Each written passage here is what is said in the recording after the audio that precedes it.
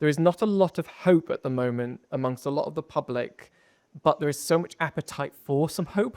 The ember is dying slightly, but there's a chance to rekindle it. And I think being able to talk about R&D as a source of that, as a source of change, as a source of a tool that you can turn to the things that you think need to change in society, I think is really powerful.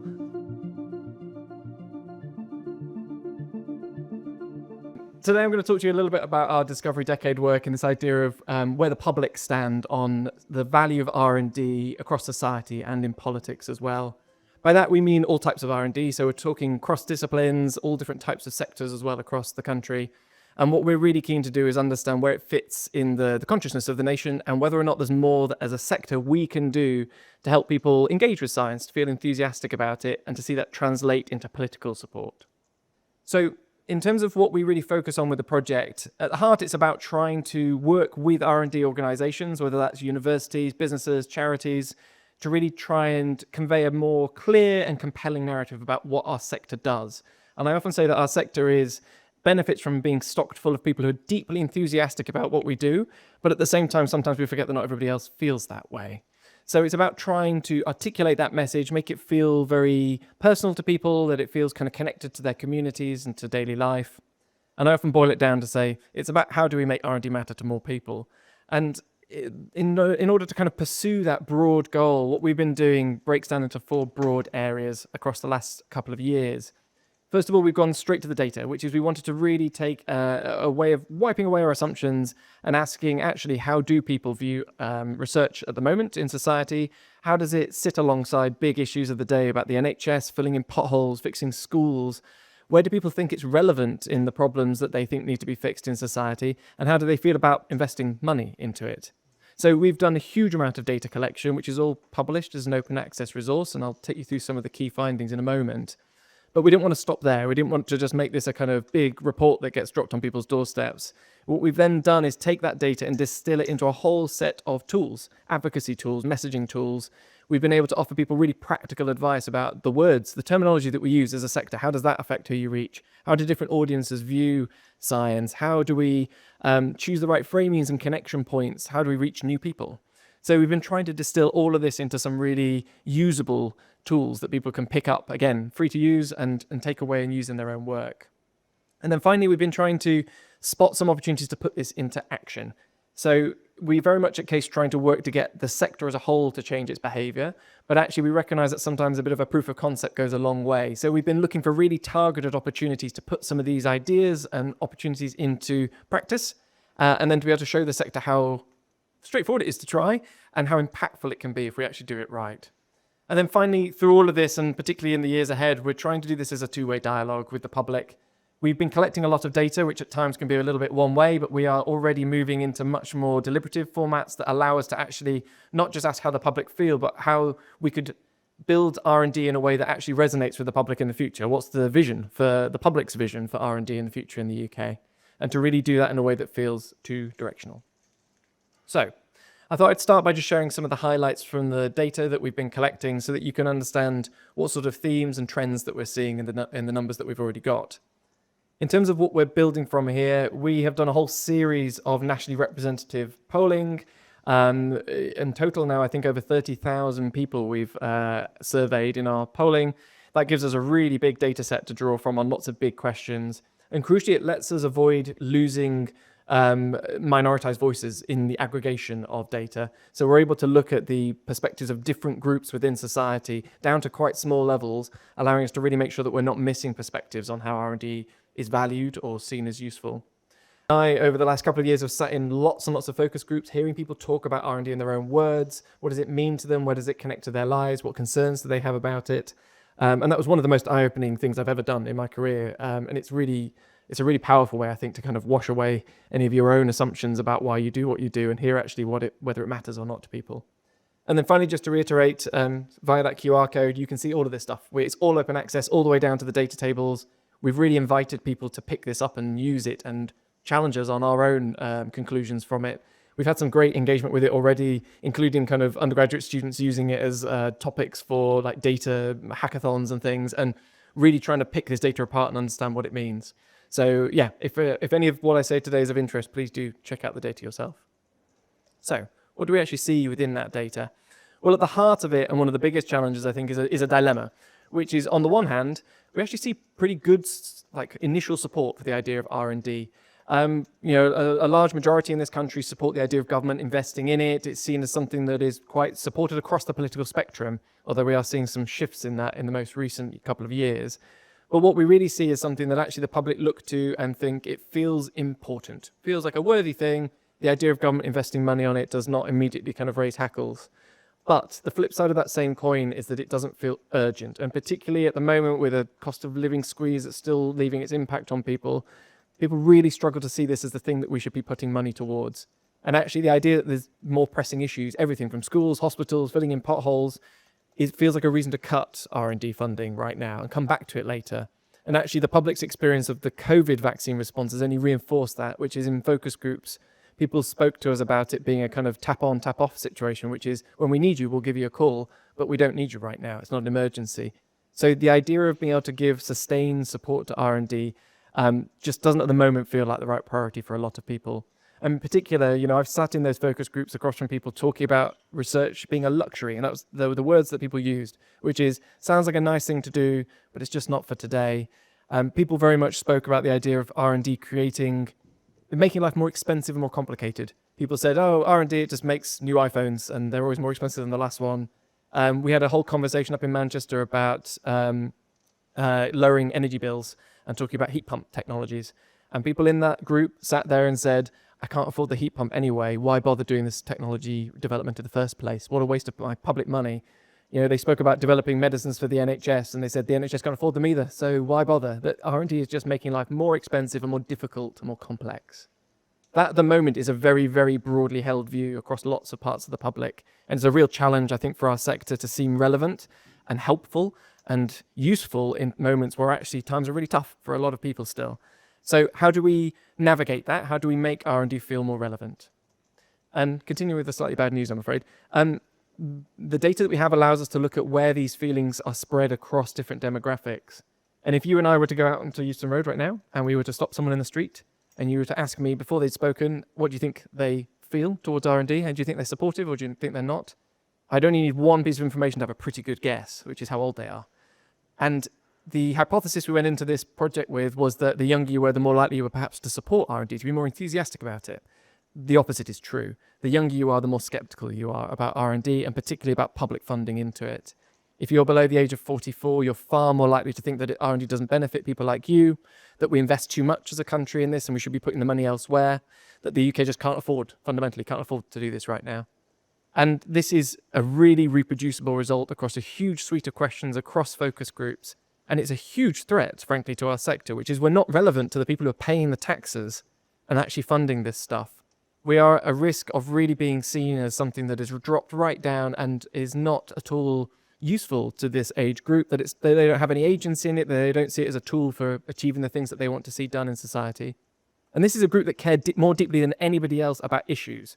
They want to see net zero fixed, they want to see the NHS back on its feet, but actually they don't see R&D as a route to achieving that. They think that it's too late for technology, that they should just be building more wind turbines that we've currently got, that it's kind of, R&D just doesn't offer anything in terms of hope in this sense. And I think this is a huge risk for us as a sector.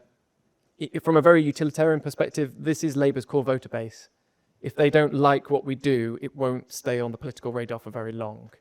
So we're really re-motivated. This is, to me, the biggest thing that I want to take the project into over the coming years, is to really get under the skin of what's driving this and are the things that our sector can do to really try and stop this feeling. Because I think if we can bring this sense of enthusiasm and agency back to this age group, it could be one of the most transformational things we can do for our sector's fortunes for years to come. And within the kind of perceptions of the sector, I've put in a slide here specifically about universities, as I thought it might be of interest to you here at Wellcome, which is that some of the big components of our R&D system are not doing very well in having profile as being homes of R&D. When we've asked people about universities as a place where R&D happens, the vast majority of people don't mention universities. They don't see it as a natural place where R&D happens. They see it as a teaching institution. So we've immediately lost what could be a front door for R&D across the country. And really worryingly for me, when we've asked people who does R&D and science in universities, People assume that it's done by undergraduates between their lectures. They assume that it's kind of lecturers almost hobby level doing this stuff. It's not seen as a professionalized workforce working on this day in, day out.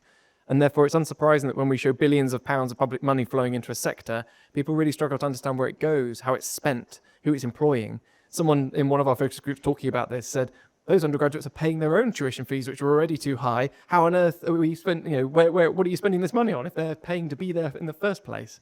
So I think there's a real challenge that big chunks of our sector are not being able to have the profile that they need to justify the amount of money that we're asking for from the public purse. So there's a lot of bad news. There is some good news. The data really points us to things that can help us connect with those groups that I've talked about, that can really help us bring that relevancy back into the conversation with the public. And the two things that work really well are not revolutionary, but they are two things that our sector is not doing well enough at the moment. We are missing huge opportunities to better put place and purpose into our messaging about R&D. We know that these two things are really powerful ways of making those ambivalent groups back into supporters, and they're really powerful ways of being able to talk about why R&D is relevant and important to different groups. On Place, we've got huge amounts of stuff on this online, but there is a massive appetite for people to want to hear more about R&D in their area. Around just under 70% of people say that they know little to nothing about R&D that's happening in their area. We see huge appetite for the idea of R&D in people's communities. One of the interesting things we dove into with this work was, is R&D one of those things that people say, sounds lovely, I want more of it here, but when you say, would you want it actually on your high street? They say, no, not that close, a bit further away. The opposite is true. People are really excited about the idea of R&D labs opening up on their local high streets, the idea of what that would do for their towns and cities, what it would do for their neighborhoods and for the economic growth in their area. People see R&D as a welcome thing in their communities, which is not true for lots and lots of other things in society. So there's a real chance for our sector to be able to talk about that being part of a community and be able to build out the footprint of R&D in different parts of the country. And finally, I'll come back to this a little bit more, but there's a lot of trust in local voices to talk about R&D. I'll come back to that in a moment. On the purpose side, we've done lots and lots of investigations and gathering data on how do we talk about the reason why we're doing R&D. And there's lots of concerns in the sector, very understandably, about does this push things towards more applied R&D? Does it get entangled in time lags and the fact that R&D often takes a long time to pay off? We tested all of those features, and none of them are a roadblock to talking about the purpose of R&D. People are really motivated when we talk about long-term goals. We had a whole focus group where we talked about 20 and 25-year goals for R&D, and people were incredibly excited about it. They felt like it was a source of hope and change in the world, and they were prepared to wait that long and fund things for that long. But what they did want to hear the sector talk about more was how we wanted the world to look differently because of what we were doing, and to bring that back into the conversation all the way through. So place and purpose are very important, but I also mentioned that we have been looking at messengers. So who do people trust on this? And particularly, who do people trust to talk about money? Because that's always, it's fair enough to who do you trust to talk about science and results, but there's always a different conversation about, do you trust someone who's getting the money to tell you how much they need? We went into this again with a hypothesis that actually the sector was in a difficult place to be the ones advocating for public investment. And actually the opposite is true. The public trust those within the sector to be the most honest and relevant to conversations about public investment into science.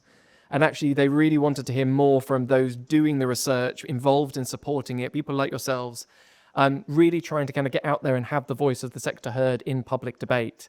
And I'm very conscious that at times our sector takes a step back and tries to let others make that argument, and particularly politicians at times. We rely on politicians to make the rationale for why investing in science is important to the public. We put the same message in the voice of a researcher, and we've tried lots of people like Otterline Lies and all sorts of people. If you take that exact same wording and put it through the mouth of a politician, it tanks. So you can come with the best message in the world of why you should invest in R&D, but if it goes through the wrong person's mouth, it doesn't work. People don't trust politicians to be honest about this stuff. They think that they are biased. And there's a lot of reasons for that behind that, but I do think what this data suggests is that we really, as a sector, do need to take ownership of painting a vision of where this work could go and really be prepared to get out there and talk about it.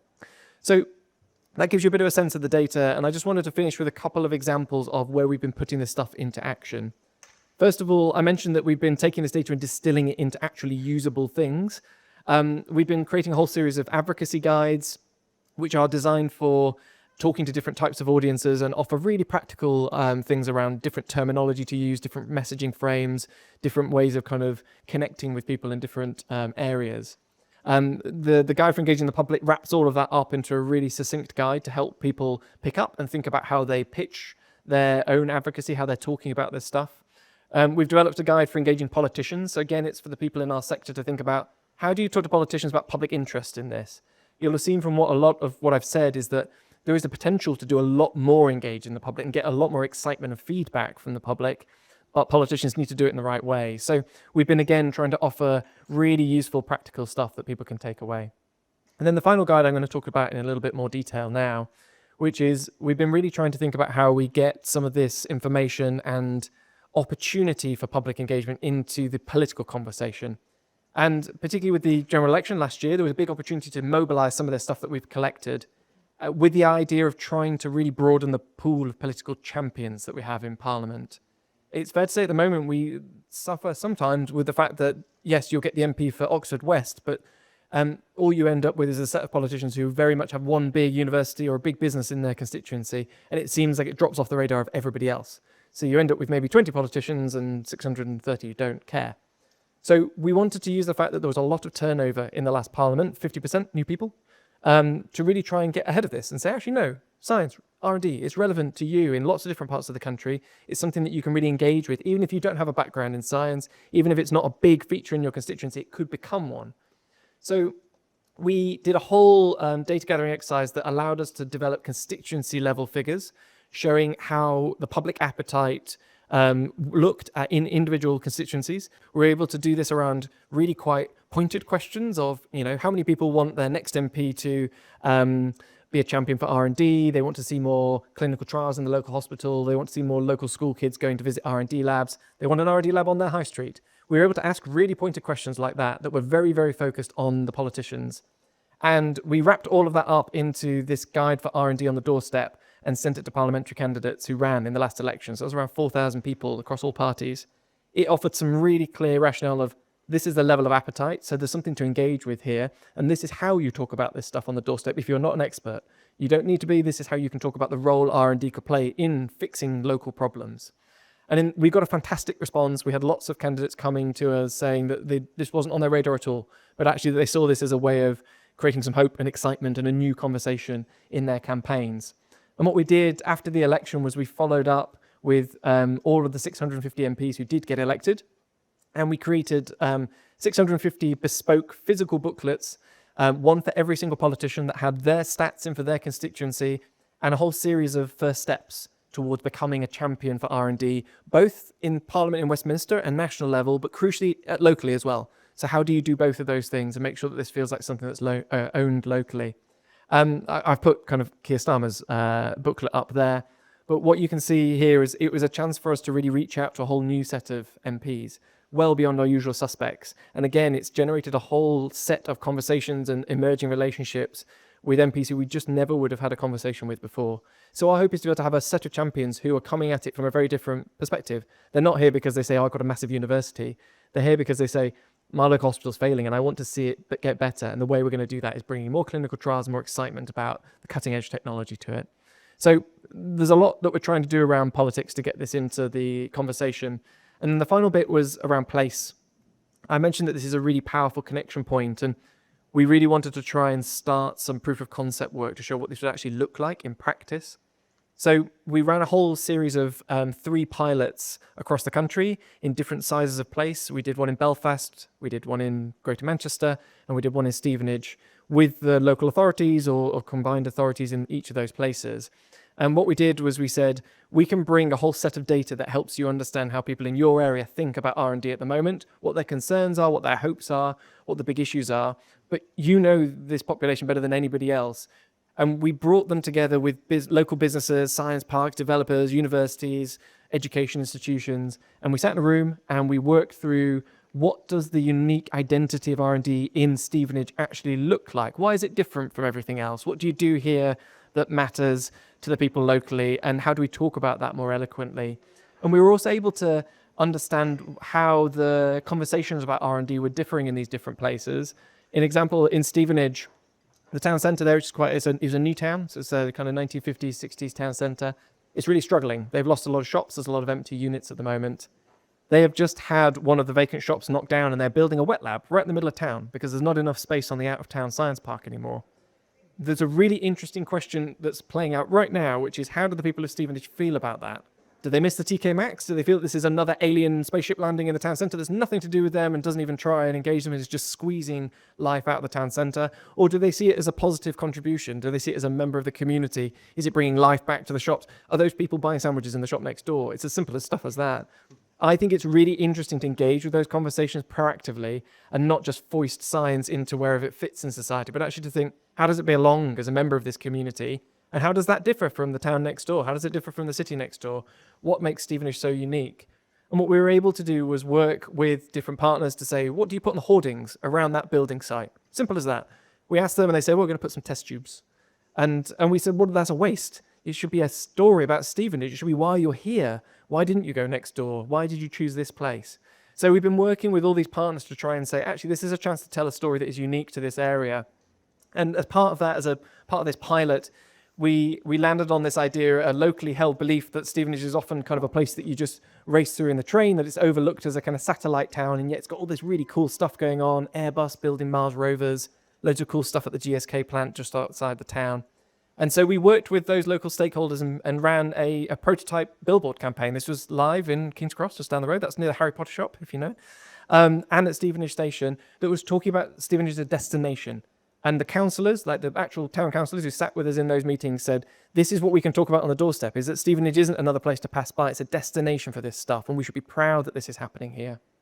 So this is just a bit of a taste of what we've been doing. And as I say, it's very much a proof of concept. What we're looking to do is show people that this is possible, that you can go out and tell a different story about why R&D in your area matters, and to really make the most of the fact that having these billboards out there is a chance to start a different conversation, to frame R&D in a different way, to acknowledge the problems that people are seeing in their lives and say that R&D is a tool to fix them, that it belongs to them as a way of fixing things in society.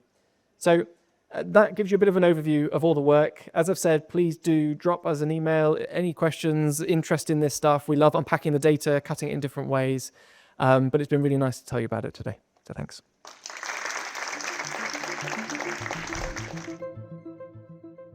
So Wellcome has 4 values: brave, transformative, thoughtful, inclusive. Is there anything in your public polling and focus groups that suggests whether or not the public themselves have similar values to us, or can see an alignment in what we're doing with their own values? I think there is a lot of overlap actually in terms of what we see coming through in the focus group conversations, in the dialogues that we've run. I think the 2 bits that to me resonate, one is a deep desire for fairness, and I think that speaks a little bit to the inclusivity one that Wellcome has, which is that deeply runs through a lot of conversations with the British public, is a sense that things should be fair, and that, you know, conversations around R&D, whether it's quite weighted towards different parts of the country, whether it favours different types of people, feel inherently quite unfair to a lot of people, and the fact that the benefits of R&D do accrue it disproportionately to some groups in society is already a challenge for us to try and tackle and think about how we can fix that, but also communicate that being fixed. I think on the other side, the brave one always makes me think a little bit, in that I think there is a lot of appetite for some bold choices amongst the public. I think for some groups, there is a real sense of desire just for change, so for something big to happen, for something to improve. There is not a lot of hope at the moment amongst a lot of the public, but there is so much appetite for some hope. The ember is dying slightly, but there's a chance to rekindle it. And I think being able to talk about R&D as a source of that, as a source of change, as a source of a tool that you can turn to the things that you think need to change in society, I think is really powerful. And I think that does speak to that desire that as a sector, we shouldn't hide the ambitions that we have, the amount of impact that R&D can have. I think that's something that could actually really resonate, particularly with those younger groups.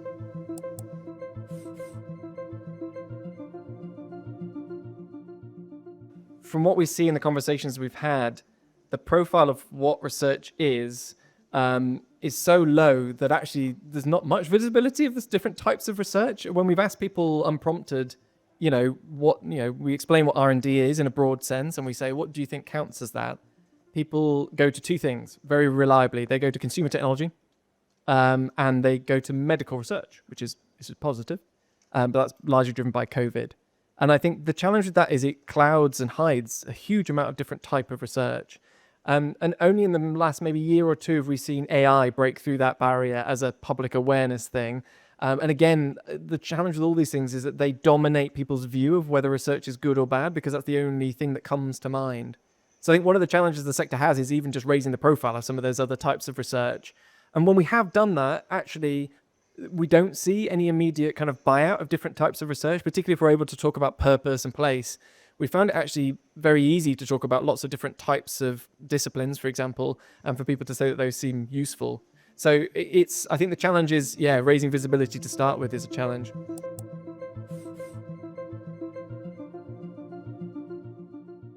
I think the challenge particularly has been over the last 3 or 4 years or so, I don't think the sector's done a great job at recognizing the wider context of the cost of living crisis in society. I don't think we've done a great job of being able to pivot the choice of the stories that we tell necessarily to really tune into that, and the fact that that is a hugely dominating worry on so many people's minds in society. We were sat in one of the focus groups fairly recently talking about this, and people were saying to us, it's all well and good talking about these kind of fancy big ideas and these brand new discoveries, but like, you need to tell me how R&D saves me time and saves me money. And I do think we have stories like that we can tell. It's just about really trying to prioritize them and make sure that those are the ones that are heard. So I do think, to me, that's how we kind of bridge that gap of like, this can be a source of hope, but it's also a practical source of hope. It's not this kind of like long-term pipeline. Yeah, we'll come back to us in 20 years. So it's a really good question.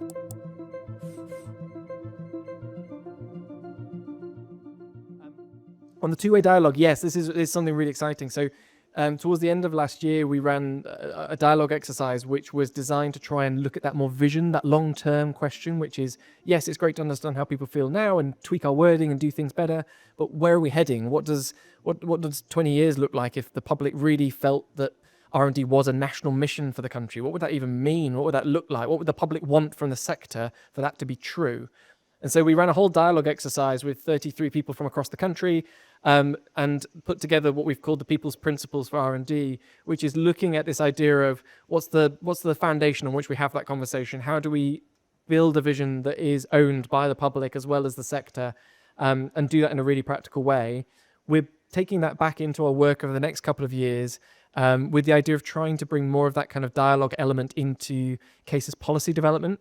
So CASE traditionally works on some quite thorny cross-sector issues like immigration reform for scientists, visa costs, how do you put universities on stable funding basis, stuff that's dry, complex, quite difficult to kind of get political momentum on. And one of the challenges with the political momentum is that nobody sees any win in it, and people just steer well clear of it. What we want to do is, rather than just play the same old loop, which is develop some policy evidence, try and put in some kind of logic arguments which say just do this and it'll work better, which don't seem to be working, is to bring the public into that conversation and actually say, what would the public support as an outcome from this problem? Like, what are the trade-offs that we're prepared to make as a society? How do we bring that stuff into the conversation that CASE is having and use it as part of that kind of dialogue to then be able to talk to politicians to say, the R&D sector think this, the public are here, we've talked about what the bit in the middle looks like, this is what we think is a workable compromise, a trade-off. So rather than leaving all of that job on the politician's doorstep, is to start to take a couple of steps into that. And we're going to be hopefully reaching out to those, including Wellcome, who do great work, I think, in building this kind of dialogue, particularly through the collection of things, is how does CASE bring that into and make a meaningful, genuine conversation where those views are heard and used, and make sure that we are learning from that, so it isn't just a case of the sector deciding what its future is, but actually really bringing the public into that. Superb. That's a nice note to end on. Can we have a huge round of applause for Ben, please?